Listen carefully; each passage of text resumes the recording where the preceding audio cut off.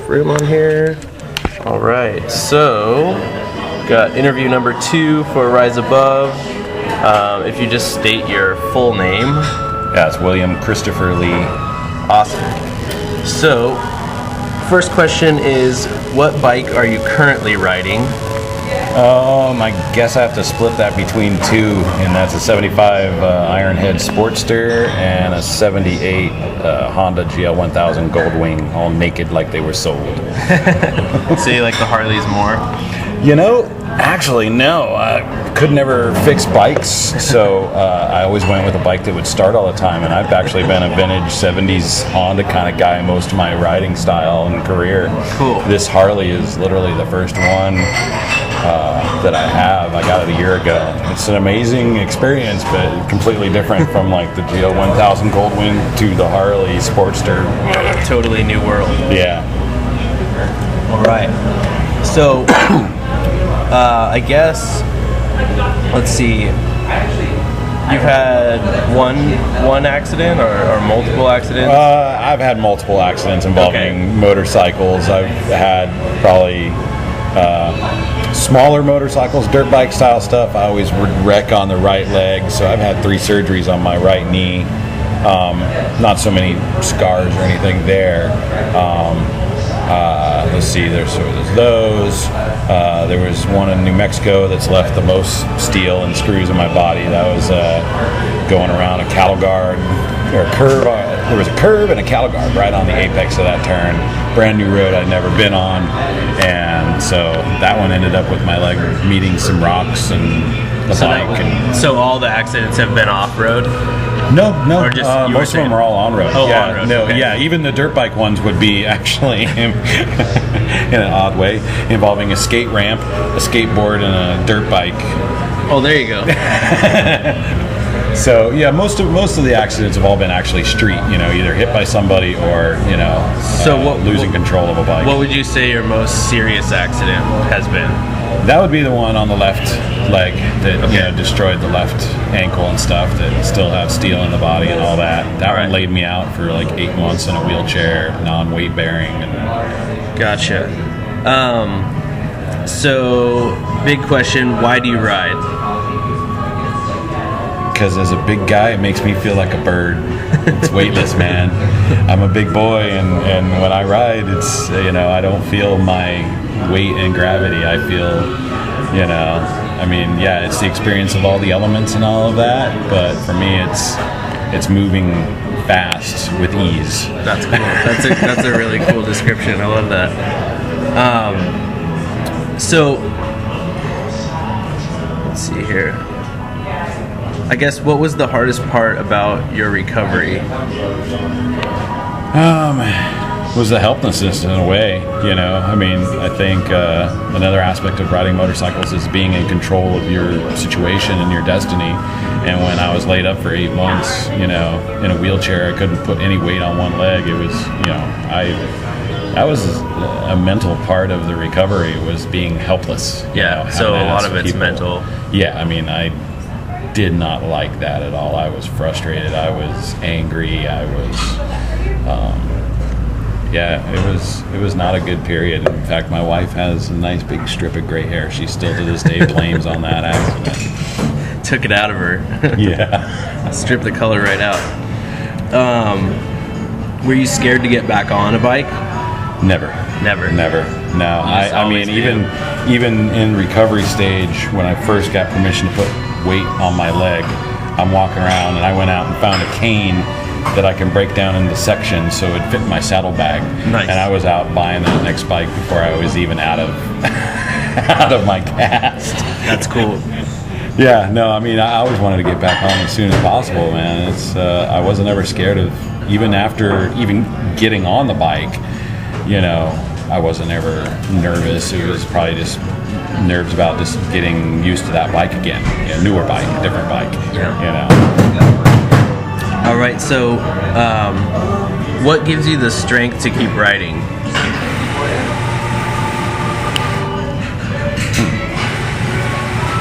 I guess it's the first word that comes is the freedom of it, but again, it's it's my release. It's that adventure that I have. You know, it's my time. That's the strength. You know, in this world, there's so much stuff going on. You know, that the only time you can almost power trip yourself is on your motorcycle. You know, like I said, you're in control of that. You're in every way. You're in control of that thing, and if you take your mind off that, you really screw yourself up. I always thought when I got on a bike that it was like the one time that I had totally alone, and you just can clear all thought, you know, and all you just focus on that. It's amazing how even 2 miles on a bike can help you clear your head. You know, getting it going around the block if you just have to sometimes, you know. I don't, and anyone that hasn't ridden a bike just can't fully understand that, right? No, I don't think they do. You know, it's something like even my wife. You know, she won't ride because she had a friend die on a scooter when she was in high school. So she's got some. I don't want to ride. They're dangerous. Yeah. You know, and I try to tell her like, oh, you should experience this. You'd experience this. She just doesn't get it. She shakes her head. You know, like why are you going to go get on your motorcycle for 6 hours to get an ice cream cone 4 hour, 300 miles away? Right. Because it's awesome to get there. It tastes better with bugs in your teeth. Okay, so I guess I should say I'm going to add some questions here. Yeah, no worries. I'm just evolving this thing, but I guess what's your history with riding motorcycles? Because like when you were telling me earlier, like your mom my mom. That's pretty cool to like. Oh yeah, well my mom pretty much, I'm from Phoenix, Arizona, and she rode motorcycles her whole life. My mother used to drag race, cars back in a Phoenix drag racing strip and stuff. And she was the hellion of her family, and she dated. She's told me stories about. Hell's Angels battles, where she was like sitting in, nasty story of hers, like, one of the local president chapters, like sitting her in a car with his wife who's pregnant, and gave her a big knife and said, anybody comes in here, you cut off their arm. And sure enough, somebody tried to come over there, and one of the other guys pulled him off the car and this and that. And she's telling me all these stories, but I've never met my real father, and she's always just sort of said, it was just during that time, So it's just in there somewhere. Yeah, so I come from that, and again, my uncle's, he's been, he's biker. If you look at, poster child of what it might be, that's my uncle. He's built bikes his entire life, built them for my grandpa. So it's just been around bikes the whole life. And then living in Arizona, you got a lot of dirt involved, so there's always quads and dirt bikes. Like and off-road activities. Styles. So. Awesome. Let's see here. So how long were you away from riding after your accident? Probably only 6 months before I was, 6 months. Not really, because it was about 8 months of non-weight bearing, so about a year before I got back on. 6 months before I was out there looking at the new bikes, but... 6 months seems to be the number so far. It was probably a good year before I got back on the bike,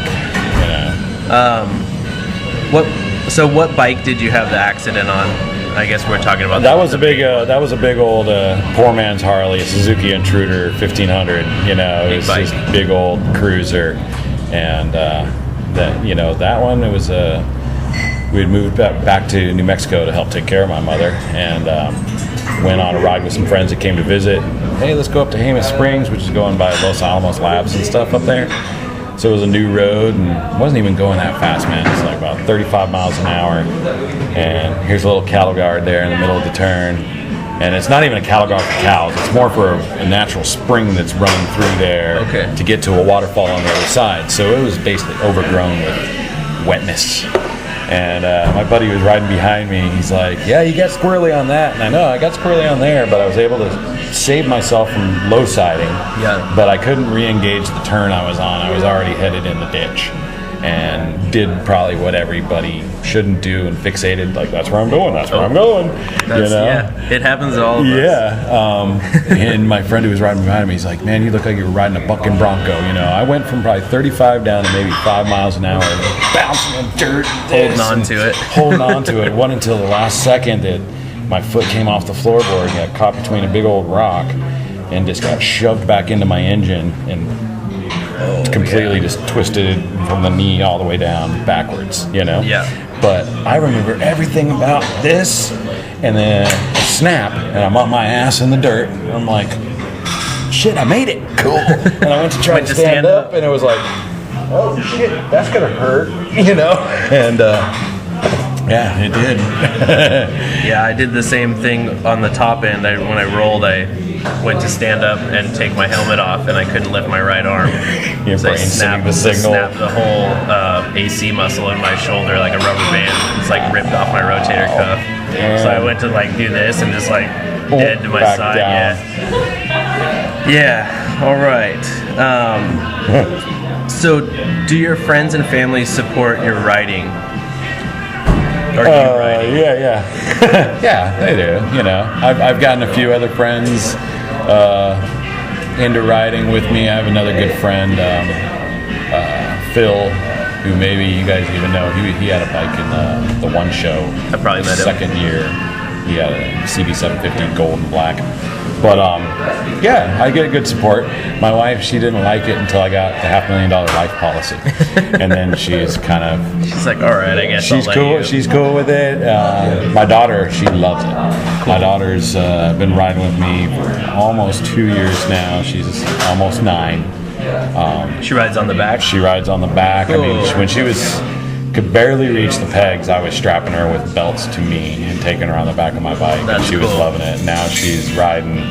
We got a little pocket bike thing that she can tool around in the. Get her started the young. park. Oh, she loves the fast bikes too. She loves That's these cool. guys right here. We go out to track days, and she likes to sit there and time the bikes herself. Oh, that's awesome. Yeah. So mom doesn't like that aspect of it, but. What are you doing to her?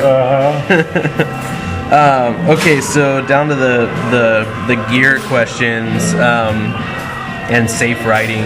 Yeah. What gear did you wear before or during your accident, and what gear do you wear now? I would say only because I moved to the Northwest do I have some warmer gear. Being a rider from Arizona and New Mexico, both of which have helmet laws and stuff. In my accident, I wasn't wearing a helmet.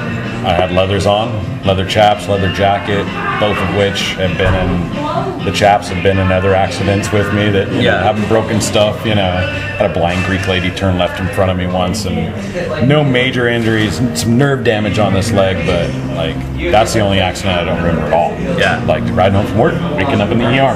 What happened? That's not fun. Yeah. So yeah, pretty much. I mean, I've been, riding leathers, most of my life. Helmets. I'm used to it now, and I would probably say even when I went back to Arizona this past summer, and I still opted to wear the helmet. Right. So I do know there's a benefit to change it. your thinking about it. Yeah, definitely. And in conjunction with what I do, I mean, I've been riding my whole life, so I know that gear is going to help you. Right. But now with being involved with my business, I'll get a lot of business, people that I know through like Motor Corsa and stuff, and Janelle will sell them every ounce of gear, and they'll give me a call because they've wiped out up on Sauvie Island on that notorious turn with the white little shack on it, and they're like, I'm okay, I had all my gear on. I've seen a guy take out a deer and the bike is destroyed. He's okay. He had Cortex suit on, everything's ground down, but he was okay. Right. And that's what the money. So, that's where the money goes. From an educational point of view, Insurance. I see myself transitioning more to textiles for their slidability, I guess. But I'm still kind of that old biker guy that's got my vest and shows what I've been and that kind of thing. I still I can't afford any good leather pants, so I still rock the chaps. That's good. That's good.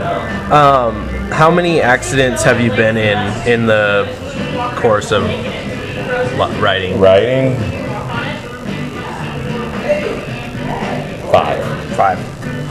5 significant accidents. All right. We won't count the ones where you dropped your bike in the garage. I've never done that. No, I know. It's funny because a lot of people have. How'd you get that scratch on your bike? Yeah. How'd you break your leg? Right. In fact, I have a 77 wing that has not started since 91 in my garage. And I got it off of a friend really cheap in the driveway. It fell on his father's leg and broke his leg really horribly bad, apparently, and he missed it. I'm done. Parked that thing and never started like it again. Tank, man. Yeah. I'm like giant paperweight. So, do you feel like you have become a stronger rider and person after your accident? I'm more educated. I'm smarter about, the older I get, I'll joke with people about the less kind of stupid stuff I'll do. If I'm riding with friends, back in the day we would ride together. We were always coming up, hitting each other's kill switch, or we would try and see how close we can ride in formation, handlebar to handlebar, touching, or try to do that, with your throttle lock on, and we would sit there and do side saddle stuff, put our legs out on each other's bikes, and be like, like all kinds of stupid stuff. Stupid stuff that all it would take is a small rock in the road to make you fly like Superman. But, right. So I would say I don't do that kind of stuff anymore. I did the first time ever a track day last year through Motocourse. I was sponsoring a guy who was trying to come up with OMRA, and he let me borrow a CBR 1000. So I got another person let me borrow a full-on tracksuit, and I went out and did it. Cool. Ended up throwing up after the second session just from the adrenaline.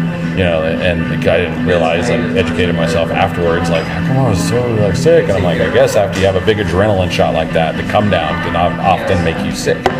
So, yeah. So I'm standing there after we're all on the side of the track, standing there right afterwards, and I'm like listening to Joe from Vicious Cycle. He was one of the instructors. Mm-hmm. I'm like, threw up all over his bike 3 times.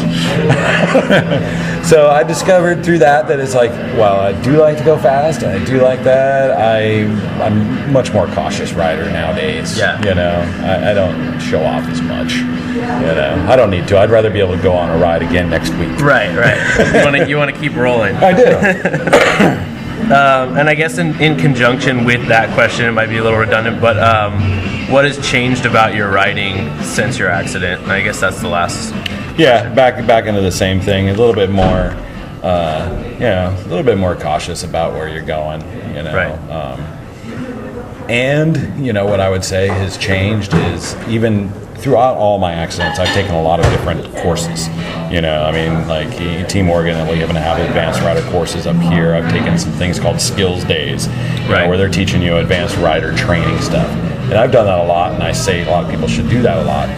What I find more after more accidents is trusting your instincts. If I hadn't have fixated, on that dirt when I was going around, if I had actually trusted myself, hit that throttle and push that left hand down, I might have ground some pegs going around that corner, but I might have made it. Yeah. And so I think after my accidents, I try to trust my instincts more. Okay. Yeah, that's cool. Yeah. That's good advice. Yeah, right on. All right. Well, that's it. Cool, man. Awesome.